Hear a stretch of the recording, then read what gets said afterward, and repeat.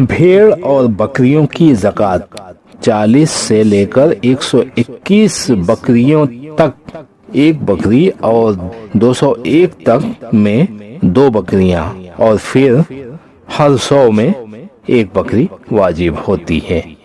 हजरत अनस रज़ियल्लाहु अन्हु से मरवी रिवायत में है कि बकरियों की ज़कात के जो बाहर चरने जाती हों 40 से लेकर 120 की तादाद पर सिर्फ एक बकरी वसूल की जाएगी।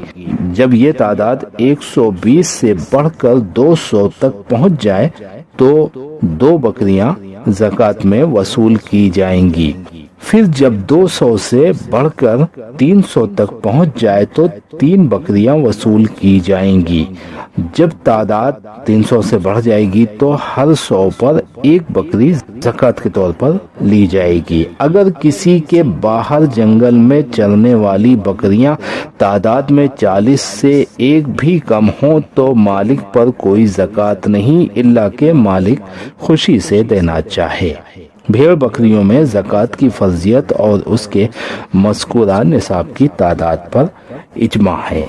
ये आप देख सकते हैं भेड़ और बकरियों की जो ज़कात है वो बुखारी शरीफ हदीस नंबर 1404 किताबुल ज़कात, अबू दाऊद 1567, इब्न माजा 1800, इब्न खुज़ैमा 2261 इसमें मिल जाएगी।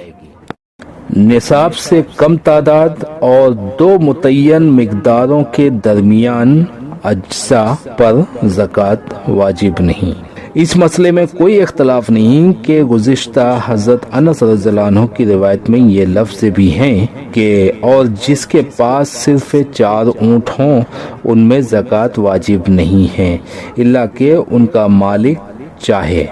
और उस हदीस में ये लफ्ज़ भी हैं कि जब आदमी की चरने वाली बकरियों में से 40 बकरियों से एक बकरी भी कम हो तो उनमें ज़कात वाजिब नहीं, इल्ला कि उसका मालिक अदा करना चाहे। तो बुखारी 4154 किताब ज़कात।